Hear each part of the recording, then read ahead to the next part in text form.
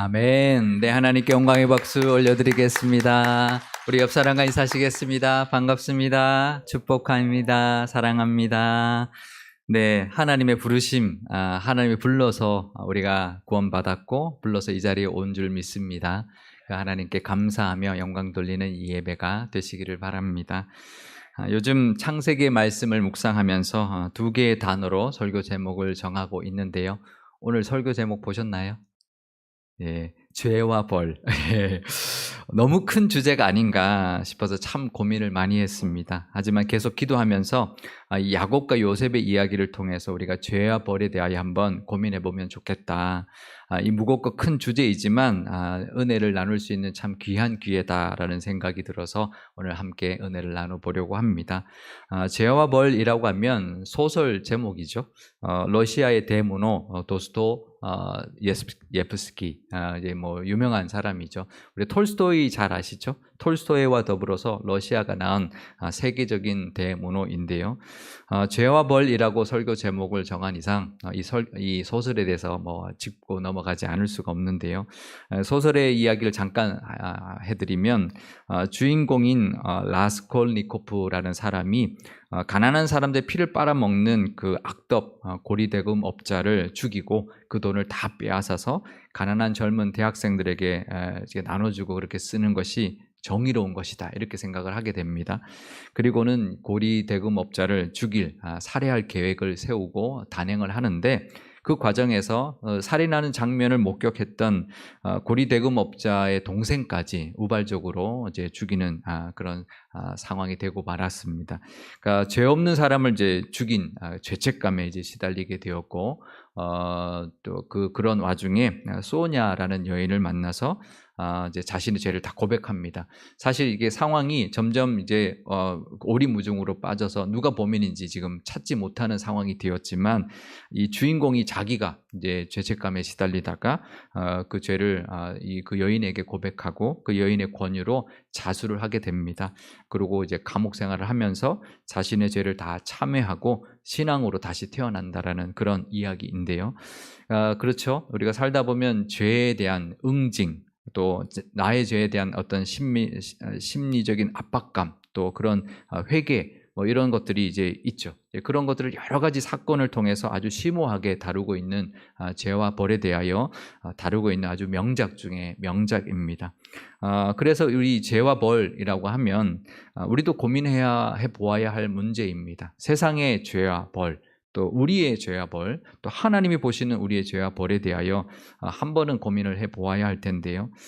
제가 도스토예프스키처럼 아주 위대한 소설가나 철학자도 아니고, 또 이 짧은 설교 시간에 심오한 이야기를 다 할 수는 없지만, 우리 야곱과, 오늘 본문에 나오는 야곱과 어린 요셉의 이야기를 통해서 한번 죄와 벌에 대하여 은혜를 나누어 보고 한번 고민해 보고 보는 시간이 되면 좋겠습니다. 요셉의 형들이 요셉을 아주 미워했습니다. 그런데 아버지 야곱은 그걸 전혀 몰랐습니다. 눈치채지도 못했습니다. 어떻게 그럴 수 있을까요? 자기가 그렇게 편애하고 그 요셉만 채색 옷을 지어서 입혔는데 어떻게 형들이 그 요셉을 시기하고 미워할 줄 몰랐을까요? 그것도 모른 채 야곱이 양을 치러 먼 길을 가 있는 형들을 보고 오라고 요셉을 보냅니다. 이거 누가 봐도 감시하고 오라는 거죠. 잘 보고 와라. 여러분들이 잘하고 있나 보고 오라는 것이나 다름없죠. 그것이 화근이 되었습니다. 그 길이 헤브론에서 세겜 길이었는데 거의 가나안 제일 남쪽에 있는 그런 성읍에서 거의 북쪽에 있는 성읍까지 3일이 넘게 걸리는 길입니다. 근데 그 3일 길이 20년 길이 되어버렸습니다. 그 길로 야곱은 요셉을 보지 못하고 죽은 줄 알고 20여 년이 지나서야 만나게 되는데요. 형들이 멀리서 오는 요셉을 보고는 좋은 기회다, 저 재수없는 동생을 죽여버리자라고 말합니다. 그렇죠? 정말 좋은 기회죠. 그 먼 길을 오는 동안 무슨 일이 있을지 아무도 모르고 어떻게 해도 아무도 알 수 없는 그런 딱 상황이 된 것이죠. 하지만 맏형 르우벤은 만류합니다. 우리가 일단 그래서 이제 웅덩이 속에 가두어 두는데요. 때마침 그곳을 지나가던 미디안 상인들을 보고 넷째 아들 유다가 우리가 죽이지 말자, 우리 손에 피를 묻히지 말고 그냥 팔아버리자라고 말을 합니다. 결국 은 20에 요셉을 팔아버리고 요셉의 채색 옷에다가 순염소를 잡아서 피를 묻히고는 아버지 야곱에게 보내죠. 이 옷이 혹시 요셉의 옷인지 한번 확인해 보시라고 우리가 길에서 주었다, 이렇게 말을 하는 거죠. 근데 그 피투성이가 된 그 찢겨진 요셉의 옷을 알아보고는 야곱이 대성통곡을 합니다. 이 요셉이 이 짐승에게 찢겨 죽었구나, 그러면서 이제 슬퍼하죠. 그러니까 아들들이 야곱을 제대로 속였습니다. 그리고 감쪽같이 속아서 그 20년 동안 야곱은 요셉이 죽은 줄만 알고 살았죠. 이 모습을 보면 야곱의 어렸을 때 모습이 그대로 나타나고 있습니다. 아버지 이삭을 속였던 장면과 너무 비슷한데요. 야곱이 아버지 이삭을 속일 때도 에서의 옷을 이용하고 염소를 이용합니다. 에서의 옷을 입고 또 형처럼 꾸미고 에서가 사냥한 것처럼 염소를 잡아서 대신 요리해서 또 아버지에게 드리고, 또 염소 털로 자신의 손에 털 많은 형처럼 변장해서 아버지 이삭을 감쪽같이 속였던 장면이 그대로 재현되는 듯한 정말 그런 모습이 아닐 수가 없죠.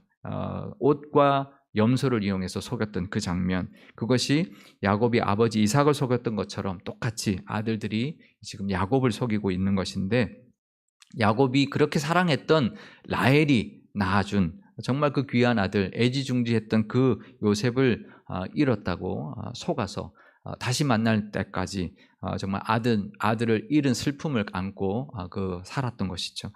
우리가 이 장면을 보면서 야곱이 그 옛날에 저질렀던 그 죄의 대가다, 아버지를 속이고 장자의 축복을 가로챈 그 대가로 지금 똑같이 그처럼 당하는 것이다, 이렇게 보는 경우가 있습니다. 지금 자신이 속인 것과 똑같이 자기가 속인 것처럼 똑같이 당하고 있다, 이렇게 생각할 때가 있습니다. 우리도 이런 생각이 들 때가 있죠. 우리가 지은 죄에 대하여 하나님이 죄값을 치르게 하신다, 그렇게 여길 때가 있습니다. 우리가 그럴 때도 있고, 남을 볼 때도 그렇게 말할 때가 있고, 성경을 볼 때도 그렇게 여길 때가 있습니다. 예를 들면 다윗이 밧세바 사건 때문에 그 이후에 그때 임신했던 아들을 하나님이 죽게 하시고, 또 압살롬의 반역을 당하게 한 것, 그것은 다윗이 그 밧세바 사건에 대하여 그 죄의 대가를 치르는 것이다, 이렇게 생각할 때가 있거든요. 과연 그럴까요? 하나님이 우리의 죄에 대하여 용서를 하시는데, 용서는 하시지만 죄가는 치르게 하실까요? 어떠신가요? 용서는 하시는데 그래도 너 죄에 대해 대가는 치러야지, 그러실까요? 아닙니다. 절대로 그런 분이 아닙니다. 하나님은 그렇게 뒤끝이 있으신 분이 아닙니다. 하나님은 우리의 죄를 용서하시면 기억도 하지 않으신다고 분명히 성경에서 말씀하고 있습니다. 히브리서 8장 12절 말씀입니다. 내가 그들의 불의를 긍휼히 여기고 그들의 죄를 다시 기억하지 아니하리라 하셨느니라. 그러니까 우리의 죄를 용서하시면 그러면 기억도 하지 않으시죠. 그러면 그 죄의 대가로 우리가 어떤 일을 겪는다는 것은 말이 안 되는 것입니다. 하나님은 그 죄를 깊은 바다에 던지시는 분이라고 분명히 성경은 말씀해주고 있습니다. 미가 7장 19절 말씀입니다. 다시 우리를 불쌍히 여기셔서 우리의 죄악을 발로 밟으시고 우리의 모든 죄를 깊은 바다에 던지시리이다. 아멘. 그러니까 하나님은 우리의 죄를 기억도 하지 않으시고 다시 건져내지 않도록 깊은 바다에 던져버리신다고 말합니다. 그러니 우리의 과거의 죄는 이미 다 끝난 것이죠. 그것 때문에 우리는 어떤 대가도 치르지 않습니다. 그렇다면 지금 야곱이 당하고 있는 이 모습은 무엇 때문일까요? 과거에 자기가 잘못했던, 옛날에 아버지를 속였던 것, 그 죄 때문이 아니라면 과연 무엇 때문에 지금 야곱이 이런 고통을 겪고 있을까? 그것은 바로 현재 야곱의 모습 때문입니다. 과거의 모습 때문이 아니라 현재 야곱이 하나님의 뜻대로 그 가정을 잘 다스리지 못했던 결과였습니다. 용서받은 과거의 죄 때문이 아니라 현재 여전히 짓고 있는 죄 때문이라는 거죠. 하나님이 주신 것이 아니라 야곱 스스로 겪고 있는 문제라는 것입니다. 야곱은 요셉을 편애했습니다. 요셉에게만 채색 옷을 지어 입혔습니다. 이제 아버지가 이러면 안 되죠. 아들이 12이나 있는데 다른 아들들한테는 채색 옷을 지어 입히지 않고 요셉에게만 채색 옷을 입힌다는 것은 사실 정말 아버지로서는 해서는 안 되는 일이었습니다. 그 모습이 다른 형들에게 얼마나 한이 맺혔는지 그 요셉을 구덩이에 던져 넣을 때 채색 옷을 벗겨버립니다. 그리고 요셉을 팔고는 그 채색 옷을 갈기갈기 찢어버리죠. 그리고 염소피를 묻혀서 마치 짐승에 찢겨 죽은 것처럼 그 옷을 만들어 버립니다. 얼마나 한이 맺혔으면 그랬을까요? 하나님은 우리 용서받은 과거를 들어서 벌하시는 분이 절대 아니라는 것을 우리는 잊지 말아야 합니다. 그것이 그것으로 그 현재 죄 때문이라는 거죠. 현재 그 죄 때문에, 이 야곱의 죄 때문이라는 거죠. 과거의 죄를 들어서 벌하시는 분이 아니다라는 것 우리는 늘 기억해야 합니다. 현재 우리의 모습을 하나님 보신다. 현재 우리 모습이 하나님 앞에 바로 서 있다면 절대로 하나님은 야곱에게 그런 벌을 주시지 않았을 겁니다. 우리에게도 그런 벌 같은 일을 주시지 않는다는 것을 우리가 믿어야 합니다. 과거의 죄 때문이 아니라 현재의 죄를, 현재 우리의 모습을 보신다라는 것, 우리의 과거를 보시는 것이 아니라 우리의 현재를 보시는 분이라는 것을 늘 기억하면서 과거에 우리가 했던 모든 일들은 다 잊어버리고 현재의 모습으로 하나님 앞에 늘 나아가시는 저와 여러분 되시기를 바랍니다. 우리가 때로는 과거 때문에 매어 살 때가 있고 사탄은 자꾸 우리의 과거를 들먹일 때가 있습니다. 하지만 하나님 다 잊어버리셨고 깊은 바다에 던지셨으니 현재 우리의 모습으로 하나님 앞에 나오시는 저와 여러분 되시기를 바랍니다. 그렇다면 요셉이 팔려간 그 상황, 아버지 야곱만의 문제였을까요? 아니죠. 야곱의 문제뿐만 아니라 그 야곱의 편애뿐만 아니라 그 요셉의 미숙함도 있었죠. 그 잘못도 있었죠. 형들의 잘못을 다 고자질하고 또 꿈을 또 형들에게 자랑질했던 그 요셉의 미숙함의 책임도 있었고요. 또 형들의 미움에도 미워했던 그 미움에도 당연히 그 책임이 있었습니다. 요셉이 멀리서 오는 것을 보고 형들이 이렇게 말을 하죠. 저놈을 죽이면 꿈이 어떻게 되는지 한번 보자. 이렇게 말을 합니다. 정말 하나님이 주신 꿈인데 그 하나님에 대해서도 인정하지 않고 또 그 요셉을 죽이는 것까지 생각을 한 거죠. 아무리 미워도 아버지에 대한 원망과 동생에 대한 미움이 있어도 그 상황을 자신들이 직접 벌하는 상황으로 만들어서는 안 됐던 것입니다.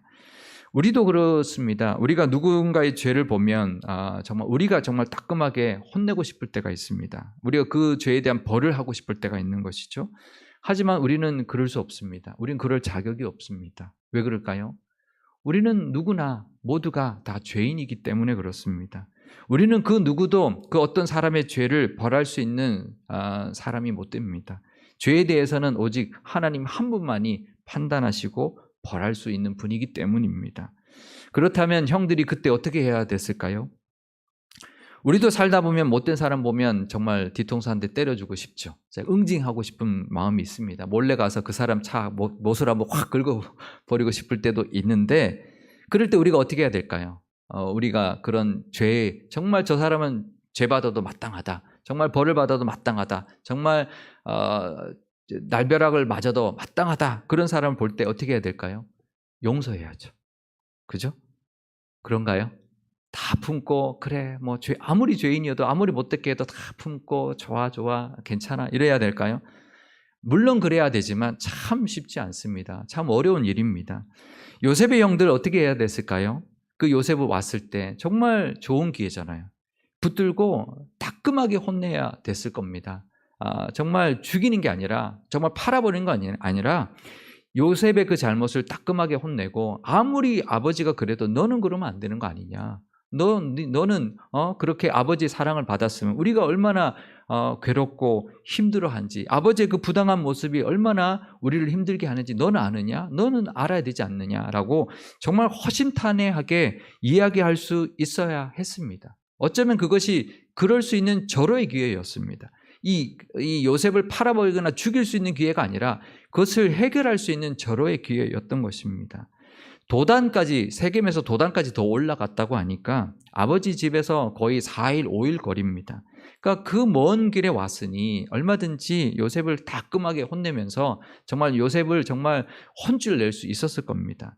그 밤에 모닥불 피워놓고 정말 혼내기도 하고 억울함을 이야기하기도 하고 상실감을 이야기하기도 하고 미움을 털어놓기도 하고 정말 솔직하게 너 오는데 너 보고 정말 죽이고 싶었다. 정말 솔직하게 너 정말 감쪽같이 죽이고 싶었다.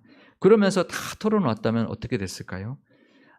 그래도 한 가족인데 한 아버지의 아들들인데 하나님이 그 순간에 역사해 주지 않으셨을까요?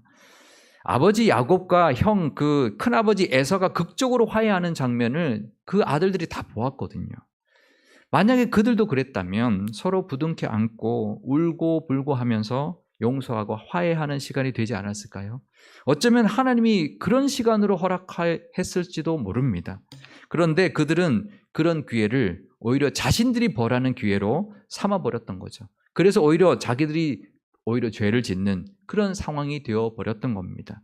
마치 그 죄와 벌 소설에 나오는 주인공처럼 자기가 마치 그 벌을 할 수 있는 사람인 것처럼, 하지만 자기가 벌을 함으로 말미암아 자기가 또 죄를 짓고 그 죄의 고통을 자기가 안고 살아가는 그런 어리석은 선택을 이 형들도 하게 되었던 것입니다. 우리도 그럴 때가 있습니다. 미울 때가 있고 억울할 때가 있죠. 하지만 그럴 때 우리는 하나님께 기도해야 합니다. 그 모든 것을 풀 수 있는 기회를 달라고, 서로의 마음을 열고 정말 하나 될 수 있도록 서로 화해하고 용서할 수 있는 그런 시간을 달라고 하나님 앞에 구할 수 있어야 할 것입니다. 그러면 그때 하나님 그때를 주셨을 때 그것이 또 다른 죄를 짓는 기회가 아니라 은혜의 기회가 될 것입니다. 죄에 대하여 우리가 벌하려고 할 때는 그것이 우리의 또 다른 죄가 되고 그 죄에 대한 고통을, 그 벌을 우리가 또 받게 될 것입니다. 죄에 대한 은혜의 기회를 하나님께 늘 달라고 구할 수 있는 그런 우리가 되어야 할 것입니다. 만약 그랬다면 정말 화해가 되었을 거고 요셉은 애굽으로 팔려가지도 않았을 겁니다. 그런데요, 이렇게 이야기한다면 또 이렇게 생각할 수도 있습니다. 요셉이 애굽으로 팔려가지 않으면 가뭄 때 야곱의 가족이 구원받지 못하지 않았을까? 그렇게 생각할 수도 있습니다. 과연 그럴까요? 요셉을 팔았기 때문에 야곱의 가족이 훗날 그 가뭄에서 구원을 받을 수 있었을까요? 아닙니다. 하나님은 그 방법이 아니더라도 다른 방법으로라도 그들을 구원하셨을 겁니다.